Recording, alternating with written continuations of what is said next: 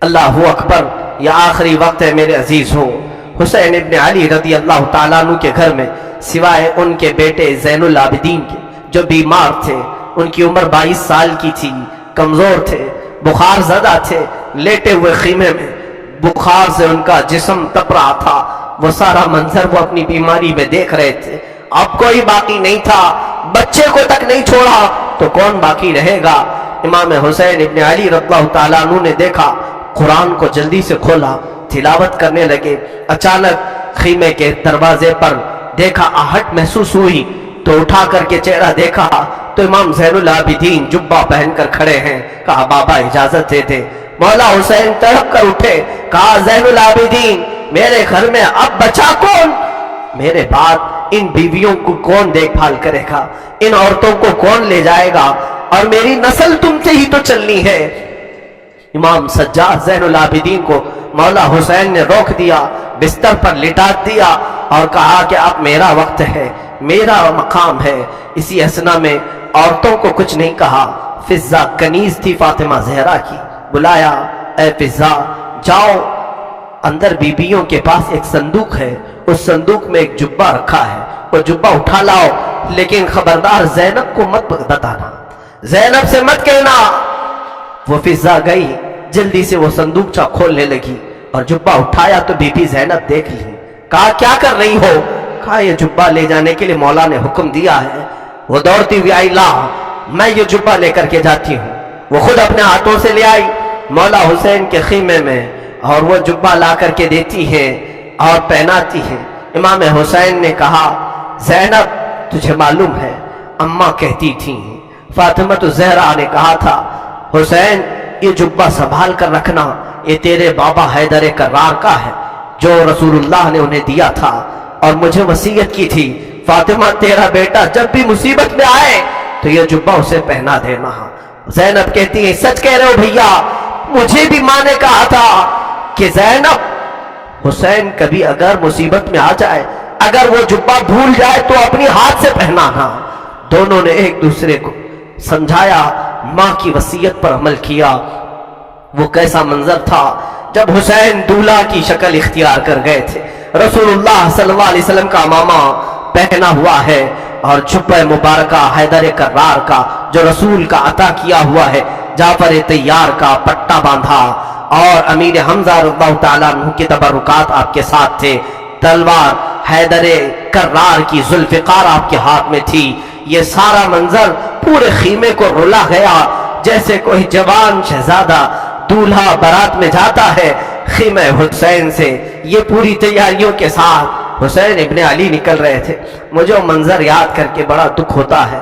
آج ہم اپنے حجرے سے کبھی نکلتے ہیں تو پھر یاد آتی ہے حسین تو خیمہ گاہ سے نکلے تھے قتل گاہ کی طرف، آج تو ہم امن کے لیے باہر نکلتے ہیں تو سج سنور کر کے نکلتے ہیں، وہ بارگاہ مولا میں نکل رہے تھے۔ اسی غزنہ میں حسین ابن علی رضی اللہ تعالیٰ کرم اللہ وجہہ الکریم باہر جانے کی تیاری میں ہے۔ بیویوں کی ایک آہ نکلی، بی بی زینب نے کہا اور بی بی سکینہ نے کہا، سارے گھر کی عورتوں نے کہا بابا بھیا آپ کس کے حوالے ہمیں چھوڑ جا رہے ہیں؟ حسین ابن علی نے پیچھے عورتوں کی طرف دیکھا، کہا میں تمہیں اللہ اس کے رسول کے حوالے کر جا رہا ہوں، سب خاموش ہو جاؤ، میرے بعد کوئی نوحہ نہیں کرنا، میرے بعد کوئی ماتم نہیں کرنا۔ اس کے بعد صبر کی تلقین کی اور پھر آخری وصیت یہ تھی، خاندان نبوت کی بچیاں کبھی بے آبرو نہیں ہوتی، بے حجاب نہیں ہوتی، کسی کا پردہ ہٹنے نہ پائے، کسی کا حجاب سرکنے نہ پائے۔ ساری بیویوں نے سلام کیا، مولا حسین نکل کر اپنے گھوڑے ذوالجناح پر آئے۔ یہ بڑا عزیز گھوڑا تھا، حسین ابن علی کا بڑا وفادار گھوڑا ہے۔ ذوالجناح کو بھی ہم سلام پیش کرتے ہیں کہ حسین کی سواری پوری زندگی بھر وہ لے کر گھومتا رہا۔ ذوالجناح حسین ابن علی کی پیاس کی وجہ سے جب اسے پانی ملتا تو کبھی پیا نہیں کرتا تھا۔ یہ روایات بتاتی ہیں حسین ابن علی کے بعد اس گھوڑے نے کبھی پانی نہیں پیا، زندہ تو رہا لیکن کبھی پانی کو منہ تک نہیں لگاتا تھا۔ وہ ذوالجناح سوار جس کو تیار کر کے خیمے کے باہر کھڑا کیا گیا ہے، مولا حسین جیسی گھوڑے پر بیٹھے، بیویوں کی ایک الوداعی آواز آئی کہ حسین جاؤ، خدا تمہارا بھلا کرے، اللہ تمہارا محافظ ہے۔ گھوڑے کو ایڑ لگائی مگر گھوڑا آگے نہیں بڑھتا تھا، گھوڑا آگے نہیں جاتا تھا۔ ذوالجناح کو مولا حسین نے کہا، اے ذوالجناح، تو نے کبھی میری نافرمانی نہیں کی، آج تک تو نے میری کبھی حکم عدولی نہیں کی۔ تو گھوڑے کو پھر ایڑ لگائی اور اس کے کان پکڑ کر کے کھینچا۔ وقت بہت کم ہے حسین کے پاس، چل آگے بڑھ، آج تو اپنے جوہر دکھا۔ مولا حسین پکارتے رہے، گھوڑا آگے نہیں بڑھتا رہا اور گھوڑا جھک کر کے اشارے سے پیروں کی طرف دکھا رہا تھا۔ حسین ابن علی اتر کر کے دیکھتے ہیں، بی بی سکینہ سامنے دونوں گھوڑے کے پیر پکڑ کر بیٹھی اور ذوالجناح سے کہتی ہے، اے ذوالجناح، کیا تو بابا کو آخری بار لے جا رہا ہے؟ کیا تو آخری بار لے جا رہا ہے؟ ہمارے گھر کی تمام روشنیاں تو لے جا رہا ہے، ہمارے گھر کا سورج غروب کرنے لے جا رہا ہے۔ بچی چھوٹی سی گھوڑے کے سامنے کے پیروں کو پکڑ کر بیٹھی ہے۔ مولا حسین گھوڑے سے اتر آئے، بی بی سکینہ کو اٹھا لیا، گود میں اٹھا لیا، ماتھے کے بوسے لیے اور کہا، سکینہ، تم نے علی اصغر کی موت پر صبر کیا، علی اکبر پر صبر کیا، ساری لاشیں تو نے دیکھی، اب تو اپنے بابا کے ساتھ بھی صبر کا مظاہرہ کر، بی بی سکینہ کو اسی طرح لوٹا دیا گیا۔ وہ خیمے میں جا کر حسرت بھری نگاہوں سے دیکھتی رہ گئی، چوکھٹ پر کھڑی رہ گئی۔ مولا حسین نے گھوڑے کو ایڑ لگائی، گھوڑا چھلانگ لگاتا ہوا میدان کربلا میں اتر پڑا اور جیسے ہی یزیدیوں کو للکارا، پھر ایک آخری خطبہ حسین ابن علی نے دیا۔ مولا حسین نے آخری خطبہ دیا، وہ خطبہ یہ تھا، حمد و صلات کے بعد آپ نے پکار کر کہا، اے یزید کی طرف سے آنے والے لشکریوں، کیا تم میری حیثیت کو نہیں جانتے؟ اگر تمہیں معلوم نہیں تو اب بھی بہت سارے صحابہ ہیں جنہوں نے رسول کی زبان سے میری تعریف میں، میری فضیلت میں جو حدیثیں سنی ہیں بیان کریں گے، جاؤ تم ان سے سن لو۔ صحابہ اب بھی باحیات ہیں، کیا میں فاطمہ کا بیٹا نہیں؟ کیا میں حیدر کرار علی مرتضیٰ کا شہزادہ نہیں؟ کیا رسول اللہ نے میرے لیے یہ نہیں فرمایا کہ حسن حسین جنتی جوانوں کے سردار ہیں؟ کیا تمہیں معلوم نہیں میرے آقا میرے لبوں کے بوسے لیا کرتے تھے، میری گردن کو سونگھا کرتے تھے؟ کیا میرا خون تمہارے لیے حلال ہے؟ یہ تقریر اتنی لمبی ہو گئی، حسین ابن علی کی اس آواز پر یزیدیوں میں سناٹا چھا گیا، کئی لوگوں کی آنکھوں سے آنسو بھی نکل پڑے، اور یزیدیوں میں جب یہ ماحول ہوا تو شمر ذی الجوشن عمر بن سعد جو بدبخت ازلی تھے، انہوں نے بھڑکانا شروع کیا اور بیچ تقریر میں ہی امام کے تیر برسانا شروع کیا۔ حسین ابن علی رضی اللہ تعالیٰ عنہ کے درمیان تقریر آپ کے لبوں کی طرف تیر برسانا شروع کیا، کہا کہ بند کرو اب اپنا بیان، تقریر بند کرو، مقابلے کے لیے تیار ہو جاؤ۔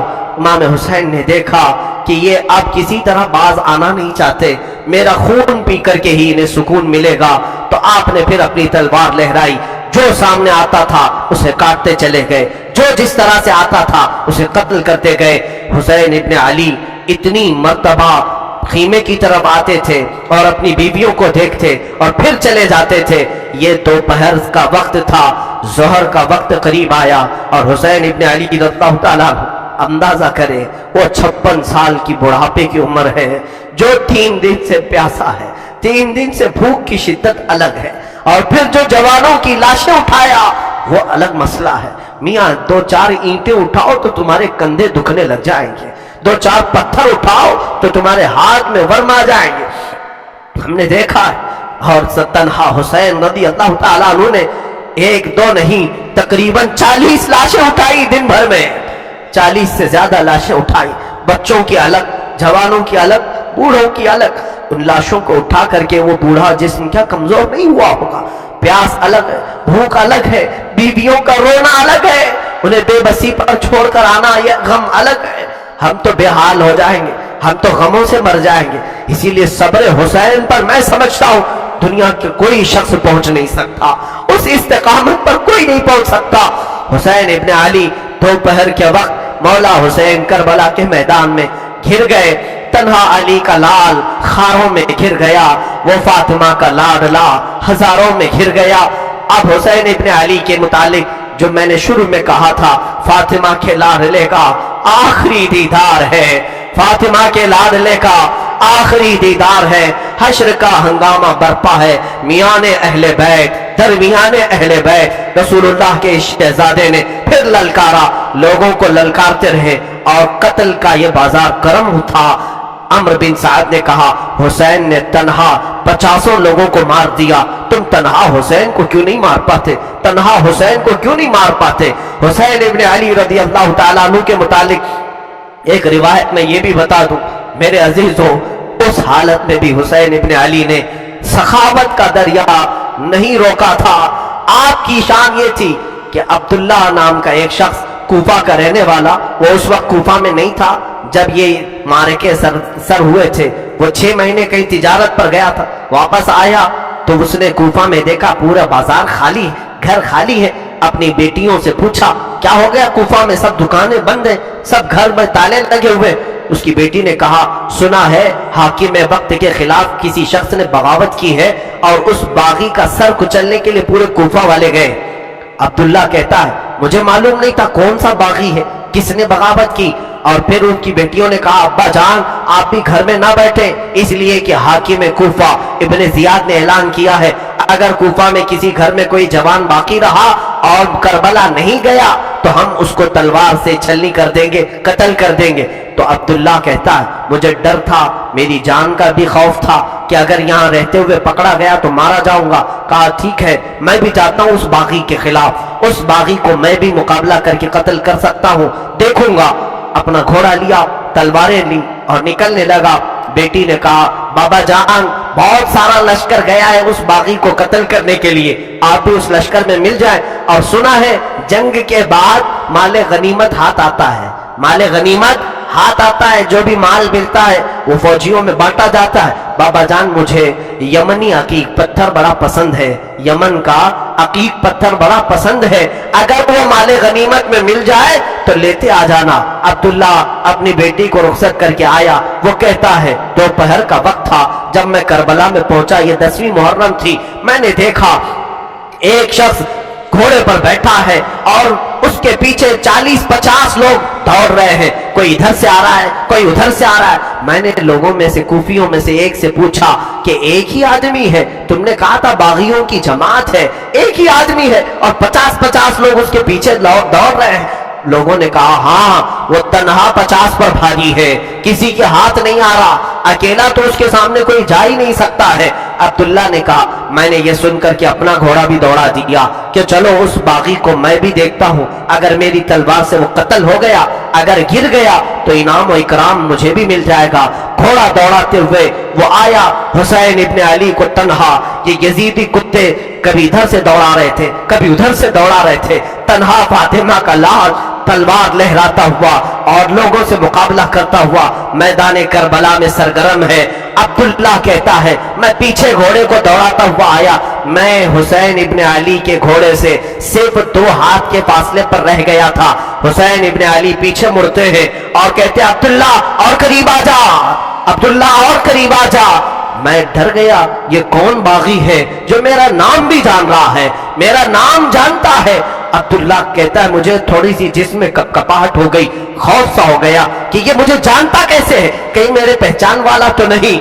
मैं और आगे बढ़ गया, जैसे ही मेरा घोड़ा उसके घोड़े के करीब लगाया, हुसैन इब्ने अली ने अपनी उंगली से अंगूठी निकाल करके कहा, जा तेरी बेटी ने यमनी अकीक जो मांगा था उसे दे देना, इसमें नग जो लगा है वो यमनी अकीक का है, यमनी अकीक का नग लगा है। क्या तू अपने घर से निकल रहा था, तेरी बेटी ने अकीक नहीं मांगा था? अब्दुल्ला कहता है, उसी दिन मुझे एहसास हुआ नबी क्या है, नबी के शहजादे क्या है, नबी का इल्म कहाँ होगा। मेरे अजीजों, हुसैन इब्ने अली ने उस दिन भी सखावत के दरिया को रोका नहीं। अपनी अंगूठी निकालकर जैसे ही अब्दुल्ला को दिया, उन्होंने अंगूठी जैसे लिया और सलाम किया, कहा, मौला हुसैन अब अंगूठी लेकर जाने में क्या मजा है, मैं तो अपनी जान तुम्हारे कदमों पर निछावर करके जाऊंगा। यजीदियों से लड़ते लड़ते وہ حضرت عبداللہ بھی وہیں کربلا میں شہید ہو گئے، ان کے ہاتھ میں انگوٹھی ویسی کی ویسی رہ گئی۔ مولا حسین اس وقت بھی نوازنا نہیں چھوڑتے ہیں، عطا کرنا نہیں چھوڑتے ہیں، اسی لیے یہ سخاوت کا گھرانہ ہے، یہ سخی لوگوں کا گھرانہ ہے۔ اس گھرانے میں ان کی پرورش ہوئی ہے جہاں 5 دن بھوکے رہنے کے بعد بھی اگر کوئی فقیر آتا تو اسے یہ نواز دیا کرتے تھے، گھر کی ساری غذائیں دے دیا کرتے تھے۔ مولا حسین رضی اللہ تعالیٰ ان یزیدیوں کے جتھے میں ایسے گھر گئے تھے، دوپہر کا وقت آیا، اچانک آپ کو احساس ہوا جمعہ کا دن ہے، آج پوری دنیا میں میرے نانا کا خطبہ پڑھ رہے ہوں گے لوگ اور جمعہ کی امامتیں ہو رہی ہوں گی، حسین یہاں پر تنہا ہے، جمعہ کی نماز بھی نہیں ہو رہی ہے، مسافر پر جمعہ نہیں ہے، لیکن جمعہ کے وقت کا احترام تو کرنا ہی چاہیے تھا۔ آپ نے ان سے کہا، اے لوگوں، ہاں میں جانتا ہوں مسافر پر جمعہ نہیں، کیا اس وقت کا احترام بھی نہیں کرو گے؟ جنگ بندی نہیں کر سکتے، جنگ تھوڑی دیر کے لیے روک نہیں سکتے کہ اس وقت کا احترام باقی رہے؟ اسی اسنا میں آپ نے کہا 2 رکعت نماز پڑھنے کی اجازت مل جائے۔ اللہ اللہ، حسین تمہارے سجدوں کو سلام۔ دنیا آج بھی قتل ہونے والے سے آخری خواہش پوچھتی ہے تو آخری خواہش لوگ یہ بتاتے ہیں، گھر والوں سے مل لوں گا، فلاں وصیت کر دوں گا، یہ جائیداد کے پیپر دیکھ لوں گا۔ ہماری وصیتیں، ہماری خواہشات دنیاوی ہوتی ہیں۔ مولا حسین نے آخر وقت میں اگر کوئی تمنا کی تھی 2 رکعت نماز پڑھنے کی، 2 رکعت نماز پڑھنے کی۔ یزیدیوں نے کہا کہ آپ نماز پڑھ لیں۔ گھوڑے سے ذوالجناح سے نیچے اترے تھے، مولا حسین رکعت نماز کی باندھ لی اور بالکل اطمینان و سکون کے ساتھ نماز پڑھتے رہے، کسی کا خیال نہیں کیا۔ وہ تلواروں کی جھنکار میں بھی خوف نہیں تھا، کوئی ڈر نہیں تھا۔ رکوع اطمینان سے ہو رہا ہے، سجدہ اطمینان سے ہو رہا ہے۔ پہلی رکعت بھی مکمل، دوسری رکعت میں گئے، عمرو بن سعد اور شمر ذی الجوشن نے پکار کر کے کہا، اے ظالموں، اب کیا دیکھتے ہو؟ یہ اچھا موقع ہے، اس حسین کا خاتمہ کر دو، یہیں پر اس کا کام تمام کر دو۔ خولی بن یزید نام کا ظالم بدبخت ازلی قریب آیا اور سر امام حسین پر چڑھ گیا۔ اللہ اللہ، لوگوں نے یہ تک لکھا ہے آپ کے زانو مبارک پر جب سجدے میں آدمی گھٹنے لگاتا ہے تو ایک شخص نے ان کی ران پر پیر رکھا، دوسرا گھٹنا حسین ابن علی کی پیٹھ پر رکھا، گھٹنا رکھ کر کے ان کے اوپر زہر دیا۔ مولا حسین کے سر مبارک جب سجدے میں تھا، ایک ظالم وحشی نے اپنی تلوار سے آپ کی زلفوں کو ہٹایا، زلفوں کو ہٹایا۔ آپ کی زلفیں چہرے کا حالہ بنائی ہوئی تھی، سجدے میں گری ہوئی تھی۔ حسین ابن علی نے ان کی آہٹ پا کر کے بھی سجدے سے سر نہیں اٹھایا، سر کا امام کا سجدے ہی میں رہا۔ یقیناً امام نے سوچا ہوگا اب سر اٹھائے تو ظالموں کے لیے کیوں اٹھائے، وہ سر ہی بہتر ہے جو مولا کے حضور جھک جائے اور اسی اسنا میں مولا کے حضور پہنچ جائے۔ ایک ظالم نے آپ کی گردن پر تلوار رکھی اور زور سے کاٹ دیا۔ اس پیاسے امام کو بنا پانی کے، بنا کسی کھانے کے ذبح کر دیا گیا۔ وہ ذبح عظیم ہے۔ مولا حسین تیری شہادت پر لاکھوں سلام۔ انا للہ و انا الیہ راجعون۔